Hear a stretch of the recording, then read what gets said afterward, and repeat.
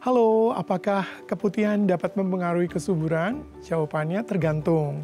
Keputihan bisa juga merupakan hal yang normal, tetapi bisa juga merupakan suatu kondisi yang disebabkan oleh infeksi, misalnya bakteri, jamur, parasit, atau bahkan penyakit menular seksual atau sexual transmitted disease. Nah, kalau misalnya keputihan ini disebabkan oleh karena adanya suatu kondisi penyakit tertentu, maka ya jawabannya sangat bisa mempengaruhi kesuburan. Kenapa?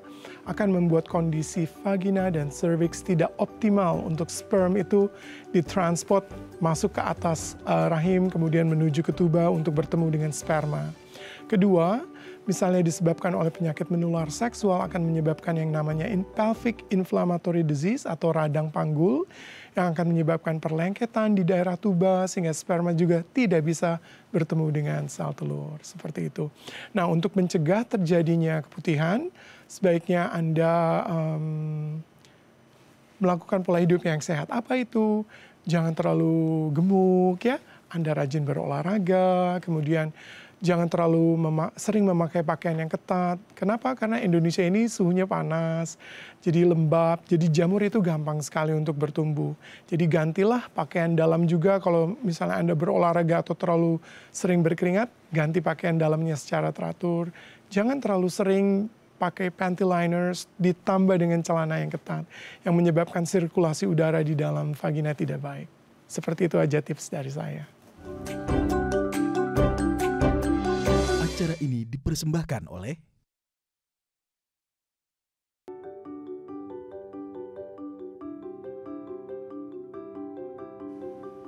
Halo pemirsa, apa kabar? Senang sekali saya Astia Dika bisa kembali menemani Anda di program talk show yang syarat informasi inspiratif, apalagi kalau bukan bincang sehati.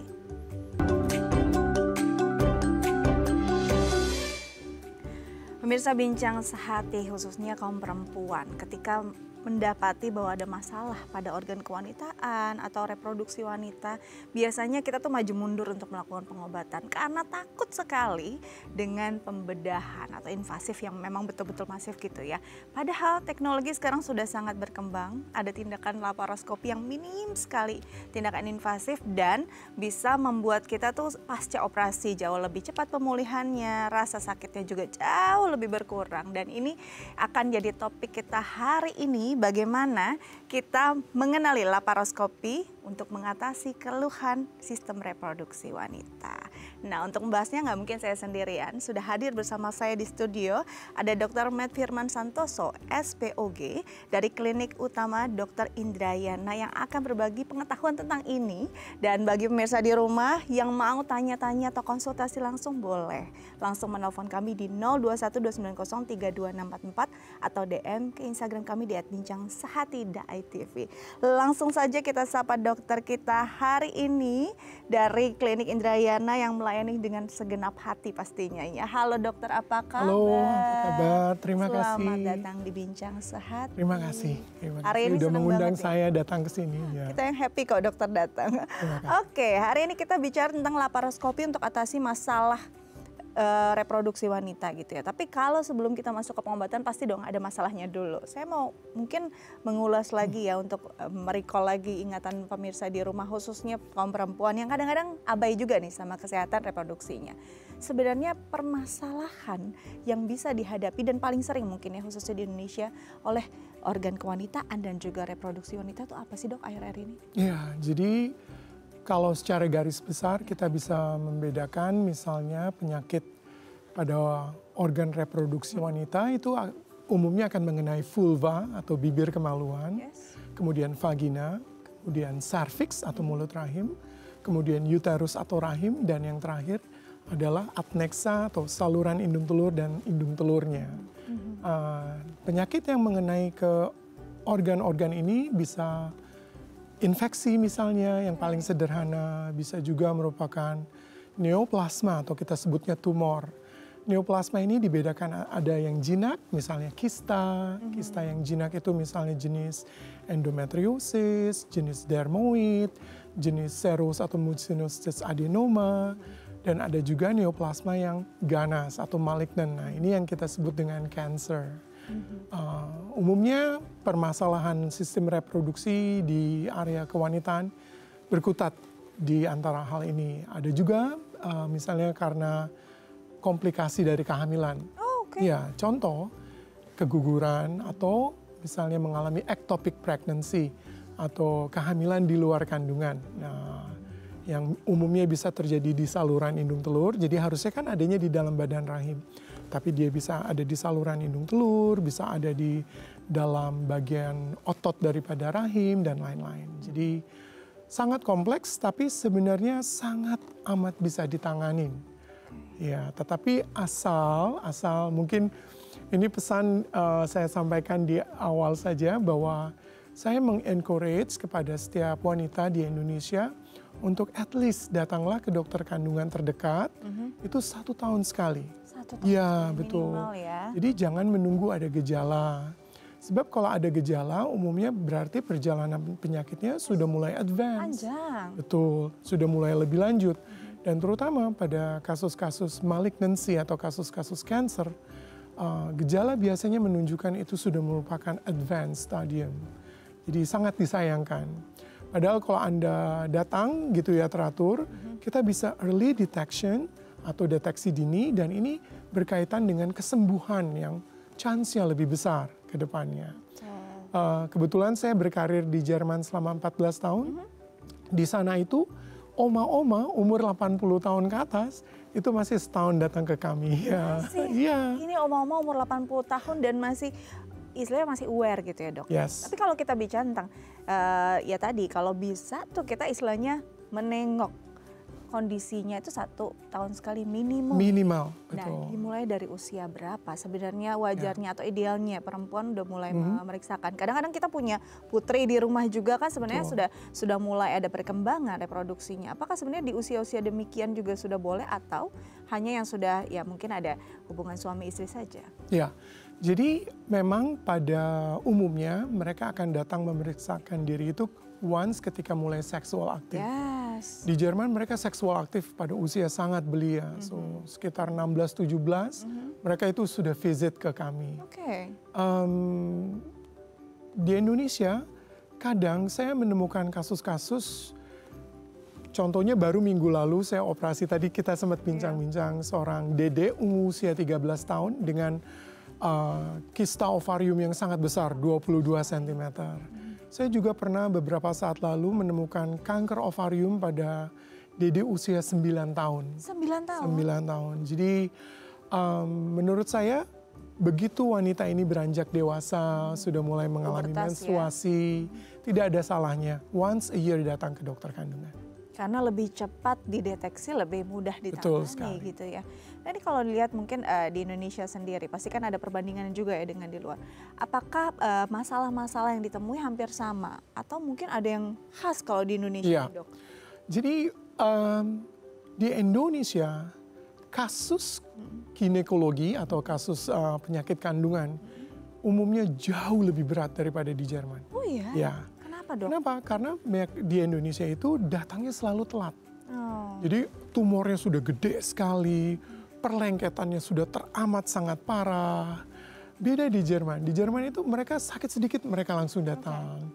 Mereka lebih aware. Jadi kita ketemunya perlengketan itu jarang terjadi. Tumor yang gede-gede itu jarang. Di Indonesia itu sudah makanan sehari-hari. Sehingga kalau saya sekarang kembali ke Jerman setelah 14 tahun, saya pasti jauh lebih terampil dibanding ketika saya meninggalkan Jerman ya.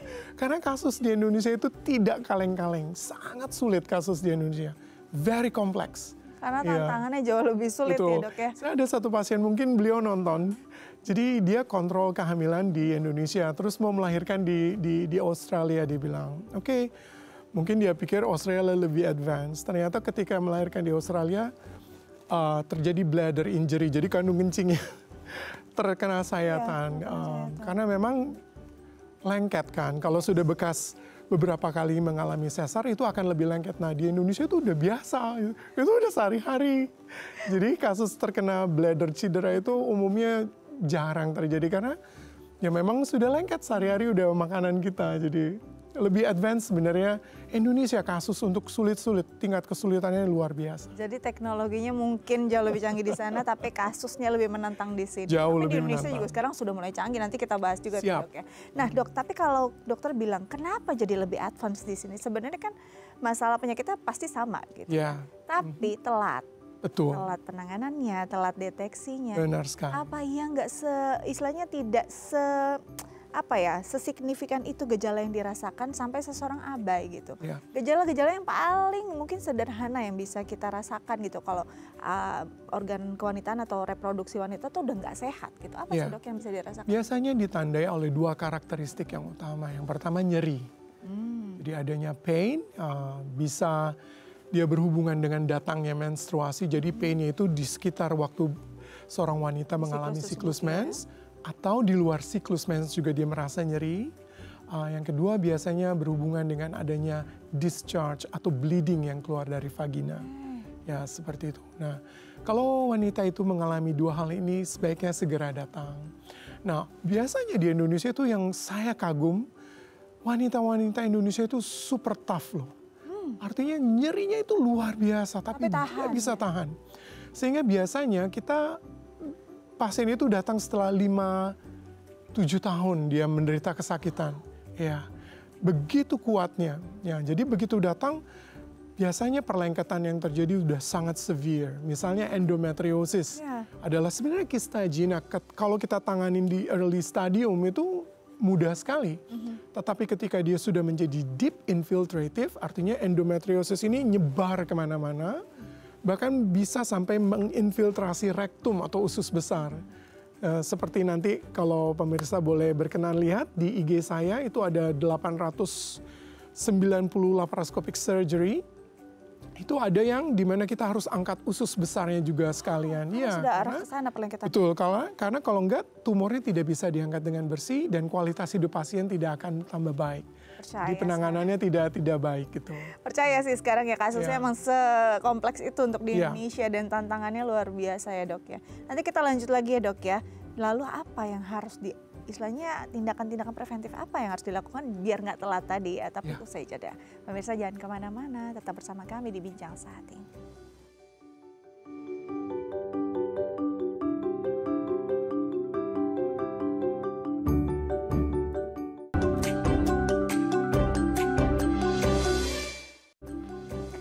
Baik pemirsa, kembali lagi bersama kami di Bincang Sehati masih dengan tema utama kita hari ini, laparoskopi atasi keluhan sistem reproduksi wanita. Dan bagi pemirsa di rumah yang mungkin punya pertanyaan terkait tema kita hari ini, bisa menelpon kami di 0212903264 atau DM ke Instagram kami di @bincangsehati.tv. Kita lanjut lagi dengan dokter kita hari ini, ada Dokter Matt Firman Santoso SPOG dari Klinik Utama Dr. Indrayana melayani segenap hati. Oke, Dok, tadi kita di segmen sebelumnya sudah bahas ada beberapa sebenarnya yang sudah menjadi alarm dari tubuh bahwa ada yang nggak baik nih sama alat reproduksi kamu gitu ya sebagai perempuan. Yang paling sering dan tapi kadang-kadang dianggap ya udahlah biasa gitu paling infeksi dan jamur adalah keputihan. Nah, keputihan ini sebenarnya kan juga beda-beda ya, ada edukasinya dari warna dan segala macam. Apakah memang hanya bisa istilahnya jadi alarm bahwa itu cuma infeksi dan jamur saja atau sebenarnya ada juga nih satu bentuk keputihan yang bisa ada keganasan di dalamnya? Ya, jadi kalau keputihan memang bisa normal ya, artinya kan karena hormonal influence, vagina itu berusaha membersihkan dirinya sendiri. Jadi vaginal discharge itu pretty normal, kecuali kalau misalnya ada perubahan warna yang menjadi hijau atau bau menjadi lebih bau amis atau fishy odor kita sebutnya, atau disertai dengan keluhan gatal ya. Nah, itu menunjukkan kemungkinan besar infeksi, yang paling sering jamur atau bacterial infection. Tapi bisa juga ada satu jenis keputihan yang merupakan ciri khas daripada suatu cancer. Misalnya kanker cervix atau kanker ovarium, kanker cervix atau kanker endometrium, kanker rahim. Ini menunjukkan watery bloody discharge. Jadi seperti air cucian daging, ya. Encer tapi berwarna merah. Benar sekali. Jadi watery, dia encer tapi bercampur merah dan biasanya disertai dengan rotten odor, jadi baunya busuk gitu ya. Nah, kalau ibu mengalami hal seperti ini harus segera datang ke dokter kandungan. Walaupun tanpa nyeri sekali. Walaupun tanpa nyeri, justru most of the cancer case itu tidak ada nyeri sama sekali tidak ada nyeri. Sampai nyeri terjadi berarti sudah ada infiltrasi ke saraf tertentu, ya, dan atau size atau ukurannya sudah benar-benar besar sekali. Dan biasanya sudah stadium lanjut. Jadi jangan tunggu sampai ada gejala. Yang paling bagus adalah datang teratur at least 1 tahun sekali. Ini yang jadi masalahnya. Ketika mau datang teratur 1 tahun sekali, takut pemeriksaannya. Apa aja sih sebenarnya pemeriksaan tindakan mungkin yang bisa dilakukan gitu, pemeriksaan penunjang untuk melihat adanya kondisi-kondisi yang bermasalah pada organ kewanitaan ataupun alat reproduksi wanita, Dok? Ya, jadi sebenarnya simple sekali. Yang pertama kita melakukan inspekulo. Inspekulo itu artinya kita melihat. Kita melihat vulvanya, kita melihat vaginanya, kita melakukan teropong ke dalamnya, kemudian kita melakukan misalnya pap smear atau thin prep ya. Itu adalah early deteksi metode untuk mendeteksi pre-cancer ataupun kanker cervix. Oke. Tapi tidak cukup sampai di situ saja. Kita harus melakukan yang paling bagus juga adalah transvaginal sonografi. Untuk menilai apakah ada patologi atau kelainan di rahim atau di ovarium. Nah, seperti itu. Kadang pasien datang ke saya dengan kanker rahim atau kanker ovarium, terus selalu keluhannya kasih begini, "Dok, padahal saya datang teratur loh ke dokter kandungan untuk pap smear." Terus saya tanya, "Mem di pap smear doang atau juga dilakukan USG?" "Oh enggak, pap smear saja." Ya cukup. Pap smear itu hanya deteksi dini metode untuk mendeteksi pre-cancer ataupun kanker cervix. Tetapi tidak untuk proses penyakit di rahim ataupun di ovarium ya. Jadi harus selalu kombinasi dengan USG. Dan studi membuktikan bahwa USG transvagina itu sangat murah pertama, tidak ada radiasinya, tetapi tingkat sensibility-nya atau sensitivity-nya untuk mendeteksi keganasan di ovarium itu jauh lebih superior dibanding CT scan. Oh ya? Yes. Jadi mesti kita pikir paling konvensional ya. Ya, CT scan itu radiasinya sangat tinggi, sekitar 200 kali lipat dibanding ronsen paru-paru. Anda bayangkan, transvaginal sonografi sudah murah, tidak ada radiasi, tapi sensitivity-nya jauh lebih spesifik daripada CT scan. Jadi kadang-kadang kita suka menyepelekan suatu hal yang sifatnya ya udahlah ini udah umum, udah konvensional, enggak lah kita cari yang lain. Tapi ternyata itu jadi satu alat yang bisa jadi sahabatnya perempuan malah kan ya. Untuk bisa mendeteksi kondisi yang benar-benar lebih dini. Nah tapi kalau untuk yang mungkin anak atau remaja yang memang belum ada aktivitas seksual, ini kan apakah ada pemeriksaan lain yang bisa dilakukan, Dok? Biasa kita melakukan abdominal USG, jadi USG dari dinding perut. Tetapi pada keadaan-keadaan tertentu di mana kita mencurigai ada sesuatu masalah di ovariumnya, kadang kita melakukan transanal sonografi. Ya, jadi lewat anus, bukan lewat vagina. Itu penampakannya mirip dengan USG dari vagina. Exactly the same. Jadi ada jalan. Ada jalan untuk deteksi dini. Jadi nggak usah jadi maju mundur gara-gara hal-hal sedemikian gitu. Benar. Yang paling penting ya kalau ada masalah langsung ke spesialisnya agar bisa dapat penanganan yang tepat.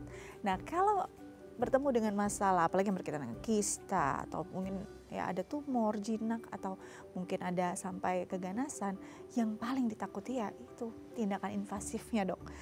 Serem banget kalau harus berhadapan dengan meja operasi dan ya mungkin maksimal invasif kan menyeramkan gitu ya. Apakah hidup saya sama lagi setelah ini? Itu banyak yang mungkin jadi pertanyaan. Mungkin kalau dokter bisa gambarkan saat ini sudah perkembangannya sejauh mana sih untuk menangani hal-hal demikian dan apakah harus berakhir di meja operasi? Iya, jadi memang tidak semua harus diselesaikan dengan surgery atau operasi. Tetapi sometimes surgery is the best option. Ya, ini kata-kata wisdom ini saya temukan sendiri seiring dengan pengalaman hidup.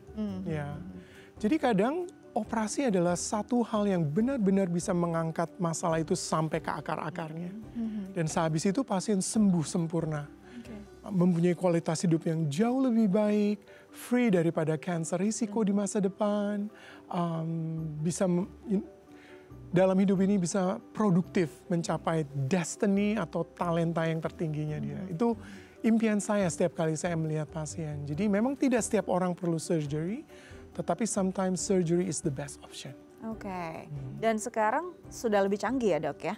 Betul. Nah kalau kita mungkin sudah mulai mengenal istilah laparoskopi gitu, tapi nggak tahu bentukannya itu seperti apa. Ini kan perlu diedukasi karena tetap aja itu operasi, tetap aja pasti sayatannya besar dan segala macam. Mungkin dokter bisa menjelaskan laparoskopi yang saat ini sudah ada dan tersedia di Indonesia itu seperti apa? Ya, jadi laparoskopi atau minimal invasive surgery adalah suatu metode di mana instead kita membuka perut pasien sepanjang 12, 14, 20 cm, kita hanya membuat 3 sampai 4 titik ya, masing-masing 5 mm. Ya, untuk masuk ke dalam perut pasien dan melakukan surgery dengan kualitas yang jauh lebih bagus. Kenapa? Karena begini, laparoskopi itu teknologi sekarang sudah sangat luar biasa. Kita sudah 3 dimensi, jadi kita operasinya pakai kacamata khusus. Ya, jadi gambarnya sudah high definitions dan kamera laparoskopi itu pembesarannya 4 kali lipat dibanding mata normal kita. Jadi kita benar-benar bisa melihat sangat detail jaringan, anatomical plane. Dan waktu kita memisahkan karena tangan kita kecil cuma 5 mm, space surgical kita luas sekali. Bayangin kalau kamu buka, tanganmu sudah berapa besarnya, betul. Belum tangan asisten. Jadi justru lapangan pandang menjadi jauh lebih sempit. Ya. Dan kita lihatnya jauh kan. Kalau laparoskopi itu pembesarannya 4 kali lipat. Kita bisa kerja sangat-sangat detail kalau dengan laparoskopi, memisahkan setiap anatomical plane, sangat less bleeding. Kadang pasien setelah operasi misalnya habis sebelum operasi 12, nanti setelah operasi cuma kurang 0,2, 0,5 sometimes. Saking minimalnya bleedingnya. Dan metode ini juga sangat nyaman karena pasien akan lebih cepat pulih. Dia lebih cepat pulang. Biasanya kalau saya misalnya angkat rahim atau angkat miom, atau bahkan kemarin saya operasi oma-oma umur 73 tahun dengan endometrial cancer, itu 1 malam saja udah bisa pulang. Oh iya? 73 tahun. 73 tahun? Ya, karena nyerinya minimal, pasien juga lebih, keterbatasan gerak itu hampir tidak ada bagi pasien post-laparoskopi.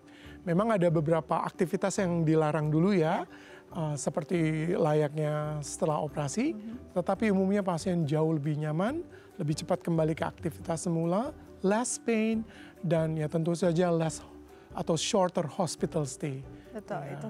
Itu yang diharapkan ya, sembuh tapi ya itu nyerinya nggak berlebihan, bisa kembali beraktivitas dan nggak ada yang berbeda setelah itu.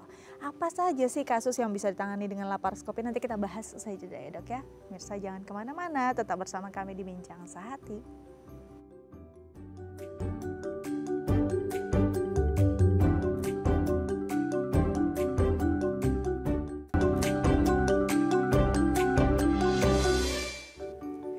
Baik pemirsa, kembali lagi bersama kami di Bincang Sehati. Kita masih bahas topik utama kita tentang laparoskopi, atasi keluhan sistem reproduksi, dan masih bersama dengan dokter kita, Dr. Matt Firman Santoso, SPOG dari Klinik Indrayana, melayani segenap hati. Dan bagi pemirsa di rumah yang mungkin punya pertanyaan terkait sama kita hari ini, boleh loh menelpon kami di 0212903264 atau DM ke Instagram kami di @bincangsehati.tv. Oke. Dok, tadi kita bahas laparoskopi, yang tadi saya awam sekali gitu ya, kayaknya aduh abu-abu itu apa sih, akhirnya udah mulai tergambar nih. Nah, kondisi apa saja yang bisa ditangani dengan laparoskopi khususnya untuk di ya tadi organ kewanitaan dan juga reproduksi perempuan? Ya, hampir semua. Hampir semua? Hampir semua.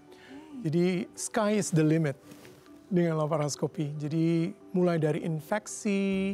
Contoh kemarin saya dapat satu pasien hari Minggu, tiba-tiba ditelepon dengan nyeri perut hebat. Ternyata ada tubo ovarial abses, artinya ovariumnya terisi nanah dan nanahnya ini saking banyaknya pecah dan tumpah ke seluruh rongga perut sehingga beliau kesakitan hebat. Dan itu bisa ditangani dengan laparoskopi. Kista baik yang kecil maupun yang super besar, tadi saya ceritakan ada yang 22 cm, anak umur 13 tahun. Mulai dari miom, pengangkatan rahim, baik kasusnya jinak maupun kasusnya cancer.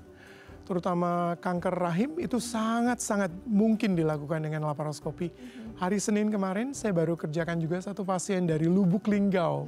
Lubuk Linggau itu masih 5 jam dari Palembang dengan jalan darat, Anda bayangkan. Itu ternyata beliau menderita endometrial cancer, jadi kita lakukan pengangkatan rahim, kedua ovarium, kedua saluran indung telur, dan kelenjar getah bening semua dengan laparoskopi. Juga misalnya kasus-kasus cervical cancer yang stadium awal itu juga kita bisa lakukan dengan laparoskopi. Kanker ovarium atau borderline tumor stadium awal juga kita bisa lakukan dengan laparoskopi. Kasus endometriosis, adenomiosis, hamil di luar kandungan, sampai tindakan diagnostik ataupun misalnya kasus infertility di mana karena tubanya tersumbat kita mau membukanya, itu juga bisa kita lakukan dengan laparoskopi. Jadi pertanyaannya sekarang dibalik, kenapa mesti konvensional? Bukannya kenapa mesti laparoskopi? Karena tadi kita sempat bincang di awal pendidikan saya di Jerman tahun 2000, itu metode bedah mengangkat rahim, kalau kasusnya jinak, seluruh Jerman mengangkat rahim dengan buka perut itu kurang dari 5%. Kurang dari 5%. Jadi 95% antara melakukannya lewat laparoskopi atau lewat vaginal route gitu. Jadi hampir tidak ada lah yang tidak bisa dilakukan dengan laparoskopi. Istilahnya kalau waktunya sudah berapa lama yang lalu gitu ya dok? Ya. Dan ini sudah almost 2020. 25 years ago, ya. Jadi kalau pertanyaannya kenapa harus laparoskopi justru salah. Pertanyaannya kenapa harus pakai konvensional gitu ya. Karena hanya mungkin ada beberapa case saja yang memang mengharuskan. Betul, misalnya kalau pada kasus kanker di mana sudah stadium lanjut, melibatkan begitu banyak organ yang harus kita remove, nah itu mau nggak mau kita mesti open surgery. Sama ada satu lagi, sesar, belum bisa dengan laparoskopi. Mengeluarkan si bayi ini ya. Betul. Itu yang mungkin masih harus jadi ya jadi pertimbangan juga ya. Kalau memang bisa ada yang minimal invasif dan juga minimal rasa sakit bahkan cepat gitu ya pemulihannya, kenapa enggak dengan laparoskopi. Tapi kalau kita lihat ini kan berarti minim sekali, sayatan minim, lalu mungkin juga kondisi-kondisinya banyak yang lebih mudah gitu. Ada nggak do and don'ts yang memang harus tetap dipatuhi sebelum melakukan laparoskopi? Oh iya, jadi biasanya kita akan tanya detail riwayat operasi sebelumnya, karena kita harus siap sedia dengan kondisi perlengketan umumnya kalau udah berkali-kali operasi. Kemudian kita akan lakukan pemeriksaan lab juga, karena kita mesti tahu misalnya HB-nya berapa sih, kan bahaya kalau misalnya HB-nya terlalu rendah. Atau ada kondisi seperti diabetes, penyakit paru-paru atau jantung, bawaan yang akan memperberat proses operasi. Jadi semuanya harus dipersiapkan dengan baik. Tetapi pada intinya laparoskopi bisa dilakukan almost in every patient. Bahkan kasus kemarin saya kerjakan satu pasien dengan berat 150 kg. 150 kg? Ya, saya mengangkat rahimnya karena adenomiosis uteri yang parah. Jadi adanya tumor di dalam rahim yang jinak yang menyebabkan pasien ini kesakitan luar biasa dan berdarah terus. Berdarahnya juga heavy setiap kali mens. Beratnya 155 kg. Jadi baru minggu lalu saya kontrol beliau setelah 7 minggu setelah operasi. Everything went very good. Dia bilang, aduh dok, kenapa nggak dari dulu ya kayak. Jadi even pada pasien anak, pada pasien dengan berat yang ekstrim, pada pasien dengan usia tua, pasien tertua saya dengan kanker rahim itu usianya 84 tahun. Dengan laparoskopi, 1 malam saja sudah bisa pulang. Gitu. Jadi tidak ada yang tidak bisa dikerjakan. Almost every case can be done by laparoscopy. Dan risikonya pasti minim. Jauh lebih minim, betul. Karena pendarahan jauh lebih minim perdarahan, jauh lebih minim nyerinya, jauh lebih minim complications. Kenapa? Karena kita bisa ngelihat dengan detail anatomical plane-nya. Tetapi ada message khususnya gini, bisa nggak terjadi complications? Bisa. Terutama kalau kamu masih pemula, kamu belum banyak melakukan case, terus kamu tidak mengenal anatomical plane yang baik, itu hati-hati. In every surgery selalu tetap bisa terjadi. Tetapi di tangan orang yang tepat, yang benar-benar sudah well trained gitu ya, dan by the grace of God, kita benar-benar bisa hampir tidak pernah terjadi komplikasi. Karena secanggih-canggihnya teknologi masih ada yang berpengaruh di balik itu ya SDM-nya ya dok. Betul. Karena jam terbang tinggi ya pasti akan jauh lebih bisa ya menjanjikan, paling minim risiko yang terjadi. Nah kalau dokter tadi sempat bilang juga bahwa ada beberapa hal yang tetap sebaiknya dihindari setelah laparoskopi. Mungkin aktivitas-aktivitas yang mungkin ya kalau bisa jangan dilakukan. Apa saja itu dok? Ya, tapi tergantung dari jenis laparoskopinya. Misalnya laparoskopi pengangkatan rahim beda dengan cuma laparoskopi kista. Larangannya beda, jadi tergantung jenisnya. Ada juga misalnya laparoskopi kayak kemarin pasien yang dengan abses yang pecah, itu saya bilang setelah 1 minggu memang udah boleh semuanya. Iya, cuman 1 minggu cuman istirahat aja santai-santai di rumah. Habis itu mau olahraga, mau berenang, mau jogging silakan, nggak ada masalah. Tapi kalau misalnya habis angkat rahim, lebih baik sekitar 6-7 minggu harus istirahat dulu. Jangan olahraga berat-berat dulu atau aktivitas berat. Setelah itu, setelah 6-7 minggu ketika kita lihat penyembuhannya bagus, nah udah boleh semuanya seperti itu. Dan berarti kalau kita lihat ini kasusnya beda-beda ya. Betul. Kasusnya beda, lalu kondisi orang juga beda, usia juga menentukan. Yes. Tapi ya memang akan anjurannya sesuai kasus tadi ya dok ya. Betul. Oke. Nah berarti kalau sekarang saat ini kalau kita memang mau melakukan laparoskopi gitu, berarti kan nggak perlu ketakutan lagi kan? Karena sebenarnya sudah sangat terbuka, aksesnya juga banyak, fasilitasnya juga banyak. Salah satunya di Klinik Indrayana juga gitu ya. Nah ini berarti biasanya akan berapa lama persiapannya dok? Apakah perlu ada penunjang dulu, lalu berapa lama baru dilakukan? Atau betul. Bagaimana? Biasanya kita akan melakukan lab, ya, kemudian konsul anestesi.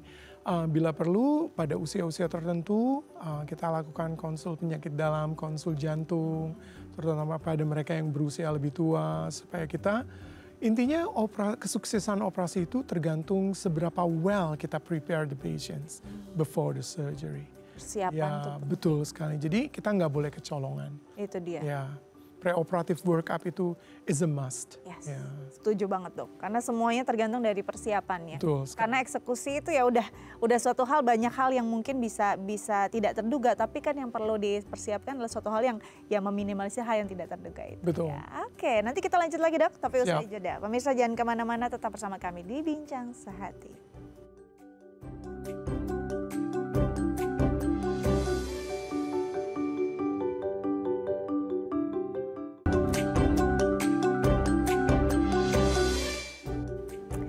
Baik pemirsa, kembali lagi bersama kami di Bincang Sehati, masih dengan topik utama kita tentang laparoskopi atasi keluhan sistem reproduksi wanita, dan masih bersama dengan dokter kita, Dr. Met Firman Santoso SPOG dari Klinik Indrayana, melayani segenap hati. Dan kali ini juga sudah hadir di sini ada Ibu Christine yang kebetulan adalah pasien dari dokter yang baru 2 minggu lalu gitu ya.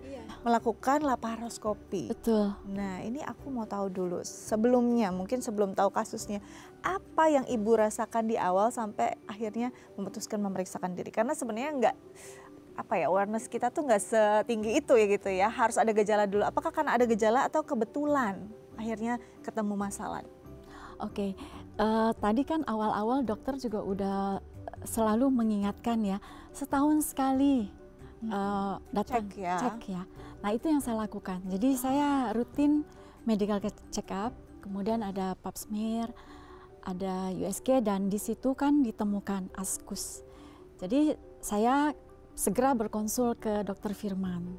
Oke. Gitu. Berarti sebenarnya dalam kondisi ibu ini termasuk yang rutin memeriksakan diri 1 tahun sekali. Betul. Berarti kan di tahun sebelumnya nggak terlihat ada masalah, tapi di tahun berikutnya sudah ada masalah tadi. Betul. Ini jadi refleksi sih buat diri saya sendiri juga ya, dan mungkin teman-teman yang lain gitu, bahwa ini yang 1 tahun sekali aja bisa ada masalah. Gimana kalau yang enggak sama sekali? Oke. Ini tadi ditemukan askus. Mungkin saya mau ke Dr. Firman dulu, Dok. Ini askus tuh apa sih? Mungkin aku kurang mengenal gitu ya, kurang familiar. Apa tuh askus? Askus kepanjangan dari atypical squamous cells of undetermined significance. Artinya penemuan ini masih tidak yakin apakah ini perubahan sel yang terjadi karena adanya peradangan atau inflamasi, atau bisa juga disebabkan oleh proses pre-cancer atau cancerous bahkan. Nah, pada Ibu Christine Go ini, saya menemukan adanya penebalan dinding rahim yang cukup ekstrim. Padahal beliau sudah menopause, ya sudah menopause cukup lama ya Mem ya. Betul. Nah sehingga saya curiga bahwa ascus cells ini berasal dari penebalan dinding rahim yang di atas tadi. Nah ini merupakan early warning sign bahwa akan ada bahaya endometrial cancer ke depannya. Nah sehingga kita melakukan pengangkatan rahim dan ovarium karena beliau sudah menopause, jadi fungsi rahim dan ovarium itu hampir tidak ada. Nah ini dengan metode laparoskopi. Ini baru 2 minggu lalu ya Mem ya, tapi lihat sudah gagah sekali. Sudah cantik sekali ada di sini. Ini yang saya mau tanyakan, apalagi khususnya senior ya di bidang ini ya, sudah melakukan ya laparoskopi dan yang paling sulit itu kan sebenarnya keteguhan hati untuk melakukannya. Apalagi kondisinya ini belum tahu mau kemana sih, apakah precancer, cancer. Biasanya kita jadi ya udahlah ya belum kok gitu ya, masih bisa diatasi. Saya nggak mau angkat dulu gitu. Kenapa ibu yakin dan mau melakukan ini? Iya, jadi ketika saya sudah berkonsul ke dokter kan dijelaskan ya, diedukasi. Dari situ saya tahu, pertama mungkin kan dijelaskan tentang laparoskopi itu seperti apa. Dan yang paling utama adalah bahwa dengan melakukan ini saya tuh sudah akan bebas dari 3 penyakit wanita. Iya. Dan itu yang sangat menyenangkan saya. Buat apa saya simpan-simpan? Iya ya. Jadi saat itu saya segera putuskan. Saya datang ke dokter itu tanggal 14 Desember. Terus saya pikir kan masih mau libur Natal gitu kan, nanti dulu. Jadi awal tanggal 21 Januari saya putuskan tindakan itu. Yang lucu waktu beliau operasi bareng sama adiknya. Oh iya. Adiknya juga saya operasi laparoskopi pengangkatan rahim dan ya. Dengan kondisi yang sama? Beda. Kalau adiknya itu miomnya bertambah besar waktu sudah menopause. Jadi saya angkat juga rahim dan kedua ovariumnya.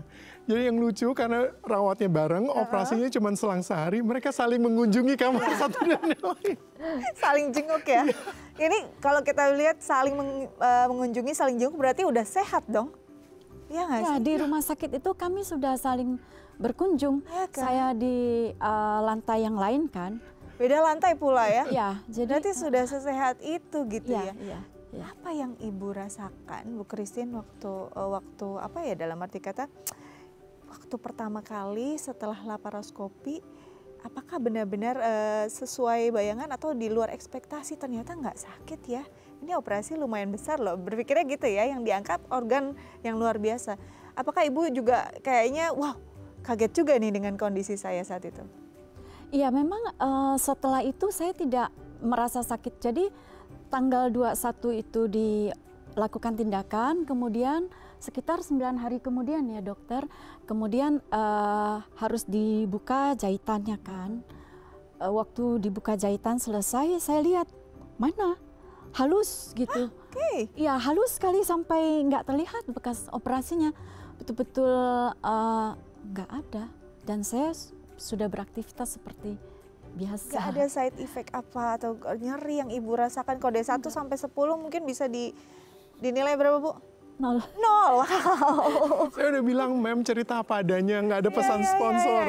Ceritain true experience gimana ya. Iya betul, dan ini memang satu hal yang harusnya jadi satu contoh juga ya untuk perempuan berani mengambil keputusan dengan tepat pastinya ya. Nah berarti tidak ada rasa sakit, bisa dibilang zero tadi ya. Terus juga langsung bisa beraktivitas. Bahkan ini yang paling menarik menurut saya, yang paling ditakuti apalagi untuk perempuan. Ketika habis operasi bekasnya. Ini minim juga untuk adanya timbul keloid. Sangat minim. Sangat minim. Kenapa dok bisa berbeda? Karena very small. Very small, 5 mm saja. Oke. Umumnya tidak cukup untuk membangkitkan reaksi keloid. Kayak nggak cukup ya keloid punya tempat di sana gitu ya. Oke, Ibu Christine, aku balik lagi ke Ibu bahwa setelah operasi bisa beraktivitas, tidak ada rasa yang berbeda. Tapi ini kan ada satu organ yang jadi organ penting seorang perempuan tuh nggak ada gitu. Boleh tahu nggak sih apa yang dirasakan perempuan ketika pasca rahimnya diangkat? Saya kan sudah di usia indah. Ya. Seperti yang dokter katakan bahwa memang organ itu sudah tidak dibutuhkan. Dan memang ada potensial itu akan menjadi penyakit yang lain.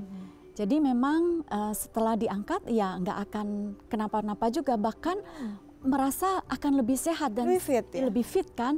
Dan saya sudah secure masa depan saya bahwa saya seperti yang tadi dikatakan sudah bebas dari 3 penyakit wanita itu. Ya, 3 penyakit wanita yang menyeramkan dan. Jadi tidak ada lagi risiko kanker di cervix, di rahim dan di ovarium ke depannya.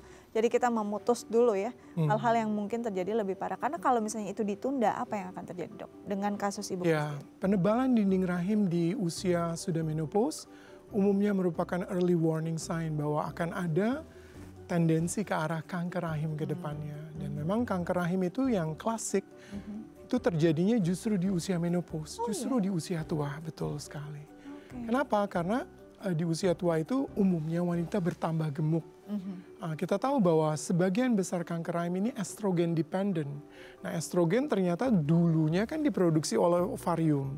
Ketika menopause, ovarium stop berfungsi kan, tidak lagi memproduksi hormon. Lalu kenapa masih bisa terjadi risikonya meningkat? Karena gemuk tadi, karena salah satunya estrogen juga dimetabolisme atau diproduksi di dalam jaringan lemak kita.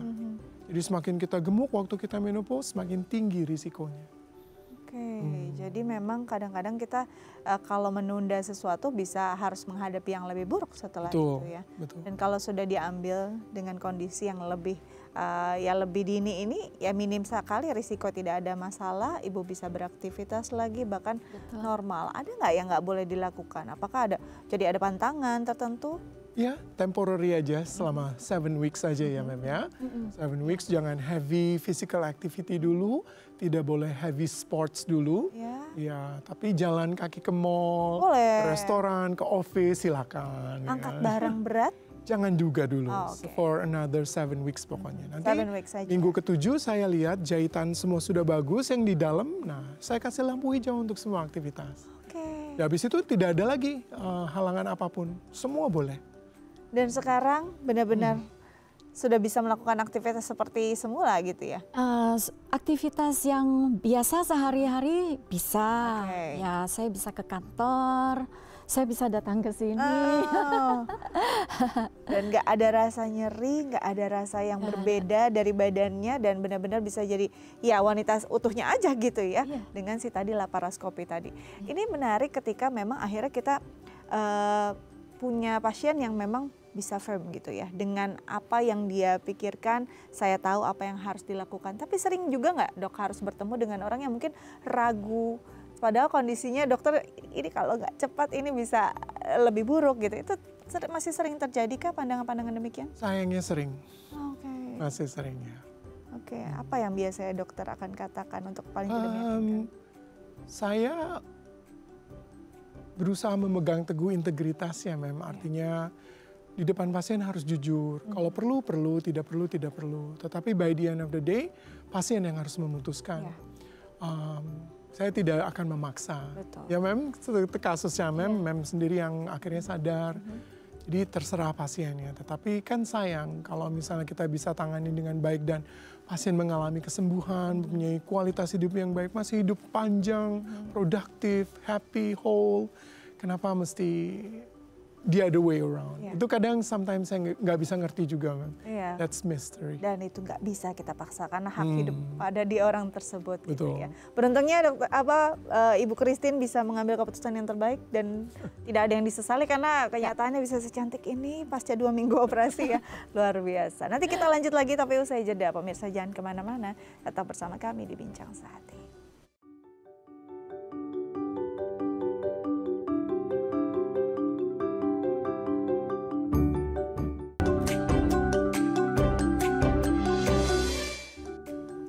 Baik pemirsa, kembali lagi bersama kami di Bincang Sehati, masih bahas tentang laparoskopi untuk masalah sistem reproduksi wanita. Dan masih bersama dengan dokter kita hari ini, Dr. Med Firman Santoso, SPOG dari Klinik Utama Dr. Indrayana, melayani segenap hati. Oke, sebelum kita lanjut Dok, sudah ada penelpon yang akan berkonsultasi juga terkait laparoskopi. Kita coba sapa terlebih dahulu.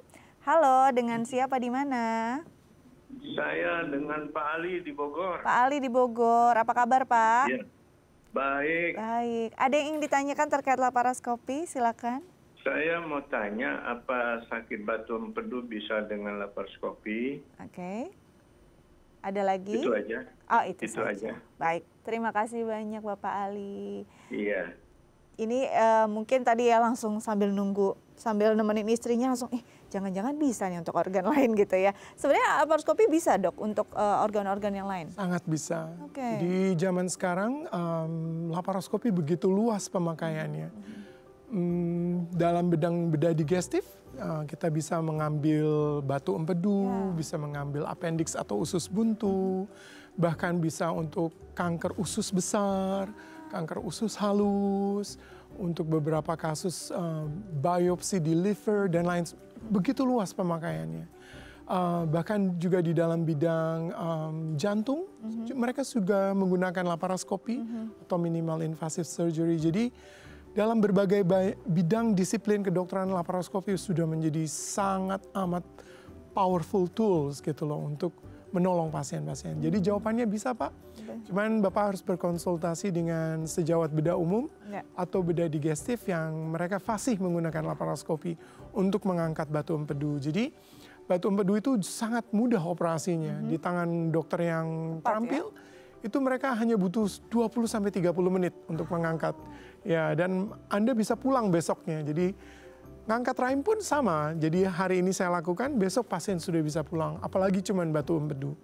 Sangat visible. Jangan lagi angkat batu empedu itu dengan bedah buka perut karena sudah tidak zamannya gitu. Betul. Sudah tidak, ya bukannya ketinggalan zaman, tapi memang kalau masih bisa diakses dengan laparoskopi, oke, aman-aman saja. Mungkin terakhir dari dokter dan juga Ibu Christine. Ibu Christine dulu, mungkin ada pesan untuk para perempuan di sana, karena Ibu sudah mengalaminya dan sudah merasakan manfaatnya dengan istilahnya bukan cuma masalah teknologi, tapi keputusan Ibu yang tepat. Ya, saya mau encourage juga ya kepada para wanita, khususnya ya buat yang usia indah seperti saya ini. Melakukan tindakan laparoskopi itu memang sesuatu yang bukan yang harus kita takutin gitu. Iya, bukan hal yang menakutkan. Tadi dokter udah menjelaskan sangat jelas gitu. Dan setelah itu kita bisa beraktivitas kembali. Tapi yang paling penting yang tadi dokter juga katakan berkali-kali, berkunjung setahun sekali, karena justru di situ secara dini akan ketahuan gitu kondisinya seperti. Baik, ini pastinya banyak hal yang bisa jadi pelajaran ya. Sayang sekali waktunya habis. Nanti kita akan banyak lagi melihat pengalaman-pengalaman dari dokter juga nih. Bisa lihat IG-nya ya. Banyak banget kasus yang bisa jadi pelajaran. Dokter, terima kasih banyak. Ibu Christine, terima kasih. Terbalik, Semoga ini bisa membuka mata kita semua untuk bisa lebih aware pada kesehatan kita, khususnya kaum perempuan, dan bisa menjaga orang-orang yang kita sayangi ya. Baik pemirsa, hari ini perbincangannya benar-benar menarik dan pastinya banyak tips dari dokter kita yang bisa dicatat dan juga mungkin bisa diaplikasikan untuk menjaga kesehatan kita. Jangan lupa untuk mengunduh AI Plus di gawai Anda untuk menggenggam inspirasi kapanpun dimanapun. Akhir kata, saya Astia Dika pamit undur diri, sampai bertemu di Bincang Sehati selanjutnya.